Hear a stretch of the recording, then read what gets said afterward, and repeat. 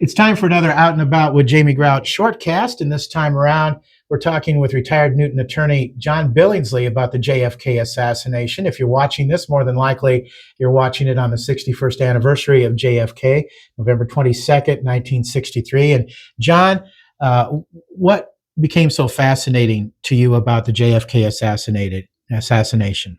Well, to me, the fascination started the moment it happened. I was in third grade in Mrs. Chambers' class, in the next to the last row from the back, clear by the windows, when they announced that the president had been shot and killed, and school was dismissed. We all walked home, and it was a cold, rainy day. I walked home in the rain, and I, for the first time, felt like somebody that I knew had died. The Jackie Kennedy was about my parents' age, and the president was a little older. And I think I walked home in the rain experiencing the sense of loss of a death like I'd never experienced before. And from then on, I've been fascinated with the case. And after I became a lawyer, I became fascinated with it as a legal case, too. Now, you've been to Dallas and you visited many of the sites down there. Tell us about that. I've been down there several times. I've gone to different conventions where authors discuss their books and things. I've also been to the places where things happen. I've been to the grassy knoll. I've been to the picket fence. I've been to the sniper's nest. I've been to the spot in the road where Officer Tippit was killed. I've been to the backyard where Oswald's photographs were taken with his rifle and his communist newspapers. I've tried to get as close to the case as I could. You've even been to the theater where Oswald was arrested. I sat in the seat where he was sitting when the cops came in and got him. Gosh, okay.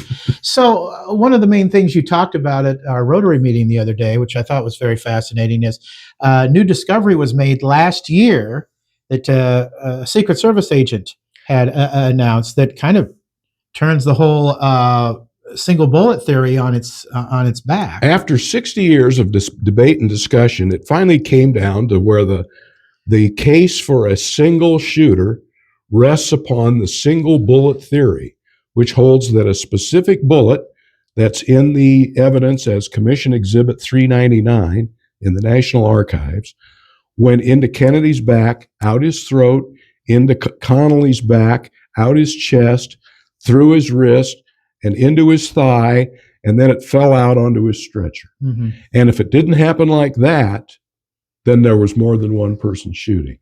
And a year ago, September, a retired 83-year-old Secret Service agent came forward and said, I found the bullet in the back seat of the car where Kennedy was sitting. I put it in my pocket. I walked it inside, and I put it on what I thought was Kennedy's stretcher. Turns out it was Johnson's stretcher, right? Or was it Connolly's stretcher? It's been a debate ever since as to whose stretcher was it. Okay. Well, it was the stretcher the guy put it on. I mean, so the single bullet theory seems to be untenable, and therefore more than one shooter. But it took us over 60 years to get to that point of knowledge. And you said it's a murder case now, and it should be investigated by the district attorney? It's an open murder case under Texas law. The proper officer would be the Dallas district attorney, and to be assisted by the Dallas police, the Dallas sheriff's office, and the Dallas Texas Rangers, whoever. But it's to me, it's an open Texas murder case. Now, people want to ask you, I'm sure, every time you talk about this kind of stuff, what your theory is as to what happened with JFK's assassination. What's your thought? And again, this is just an opinion. I'm still working on that. Okay, all right, I get that. I think the plot originated within our national defense establishment, within the military-industrial complex, and I think the chief operators were members of an international criminal organization that existed at that time and that was active in European and American politics. Very interesting. Well, if you want to hear John's thoughts on all of this stuff, check out the Longer Term podcast.